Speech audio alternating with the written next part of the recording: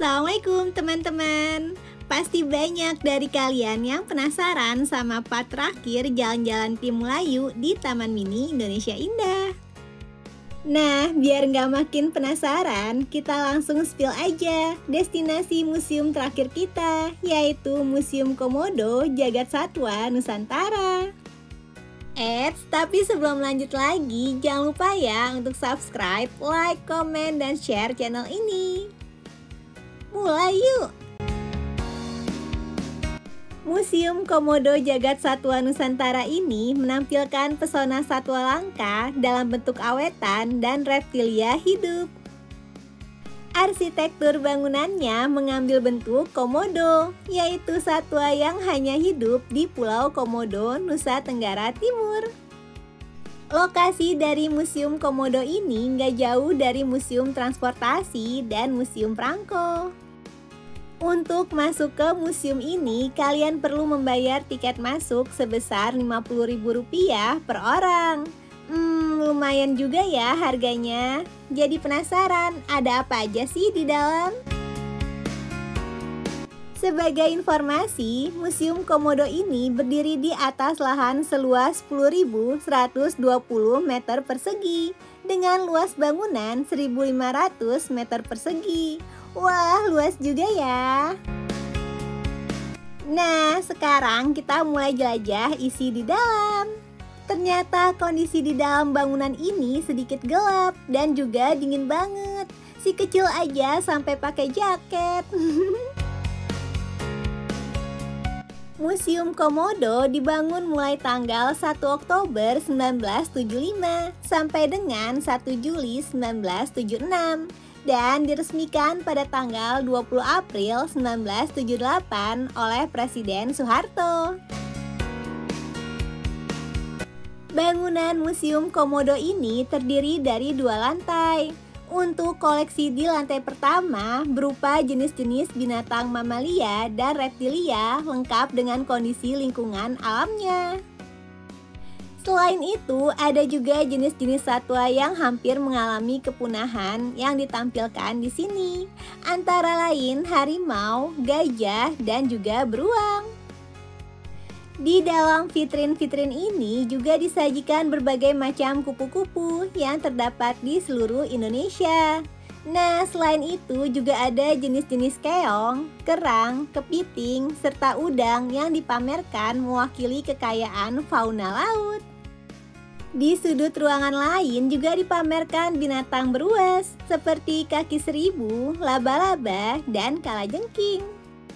Sedangkan untuk koleksi di lantai 2 berupa jenis-jenis burung yang diopset dan ditata sesuai dengan habitatnya, yaitu meliputi satwa yang hidup di laut, rawa, pantai, persawahan, lapangan, perkebunan, dasar rimba, hutan, dan pegunungan dengan daerah asal Sumatera, Kalimantan, Jawa, Bali, Nusa Tenggara, Sulawesi, Maluku, sampai Papua. Tapi sayangnya pas kita datang, hanya area ini aja yang bisa diakses. Sedangkan area lainnya di lantai 1 dan juga 2 ditutup. Sedih. Di area ini kebanyakan satwa yang ditampilkan adalah aneka jenis hewan reptil, yaitu ada aneka ular, penyu, dan juga bulus. Serunya di sini mereka ditampilkan sekaligus dengan habitatnya. Jadi kita kayak main tebak-tebakan lokasi dari hewan yang ada di dalam vitrin. Seru banget kan?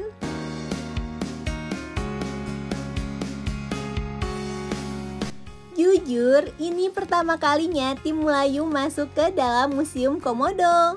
Kalian harus cobain masuk ke sini juga ya. Semua satwa yang ada di sini udah dilengkapi dengan informasi seputar habitatnya. Informasi ini ditulis dengan 2 bahasa, yaitu bahasa Indonesia dan juga bahasa Inggris, untuk memudahkan semua orang bisa memahami. Seru banget kan? Makanya, Museum Komodo ini sangat cocok untuk pengunjung usia anak-anak dan juga pelajar, supaya bisa melihat kekayaan fauna Indonesia yang disajikan dalam bentuk diorama yang sangat menarik. Selesai jelajah di area indoor, sekarang kita mau jelajah ke area outdoor. Di luar sini terdapat Taman Reptilia yang menghadirkan koleksi reptilia hidup. Taman Reptilia ini dibangun di sekitar gedung museum pada tanggal 20 April 2001. Di sini pengunjung dapat mengenali satu persatu satwa unik, mulai dari komodo, biawak, kadal, kura-kura, buaya, iguana, dan masih banyak lagi. Nah, untuk anak-anak yang memiliki rasa keingintahuan lebih dan ingin bercengkrama dengan ular, bisa menuju ke Taman Sentuh. Tapi tim Melayu kurang tahu untuk jadwalnya. Selain koleksi satwa, di sini juga ada salah satu pohon yang ditanam oleh istri Presiden Republik Korea pada tahun 1981. Lihat deh, lucu-lucu banget ya bentuk-bentuk satwa yang ada di sini. Beberapa satwa di sini ada yang jinak dan ada juga yang buas. Buat beberapa satwa yang jinak, kalian bisa pegang langsung. Tapi ingat ya, jangan sampai menyakiti hewan yang kalian pegang. Lanjut lagi, ternyata di sini ada area mini playground yang diberi nama Herpetofauna Dunia. Tersedia berbagai macam permainan, mulai dari jembatan goyang, ayunan, papan titian, panjat-panjatan, dan masih banyak lagi. Area mini playground ini terbagi menjadi dua, yaitu ada di sisi kanan dan juga sisi kiri dari pintu keluar area indoor. Wah, paket komplit banget ya. Selain bisa menambah pengetahuan buat anak-anak, ternyata di sini juga ada area bermain. Di area Taman Reptilia ini juga tersedia area toilet untuk pria dan juga wanita. Untuk kondisi semua fasilitas yang ada di Museum Komodo ini bersih dan terawat. Lanjut lagi, nggak jauh dari area toilet tersedia area musola juga. Untuk musolanya gabung antara pria dan juga wanita. Untuk bagian yang terpisah hanya area wudhunya aja. Di sini juga terdapat alat sholat yang bisa kalian pinjam. Karena udah masuk waktu asar, tim Melayu mau sholat dulu. Selesai sholat, kita lanjut lagi. Dan emang rezeki anak soleh dan soleha banget. Ternyata lagi ada pemberian makan untuk biawak buaya. Wah, pastinya kita antusias banget mau lihat dari dekat dan ngobrol sama petugasnya. Biawak buaya ini terlahir di tengah dedaunan Papua Nugini. Satwa ini merupakan hewan yang sangat sulit untuk ditangkap. Biawak buaya ini merupakan salah satu spesies terpanjang, yaitu sekitar 1–2,3 meter, dengan moncong yang bulat tumpul, disertai kamuflase hijau gelap dan totol kuning di bagian kulitnya.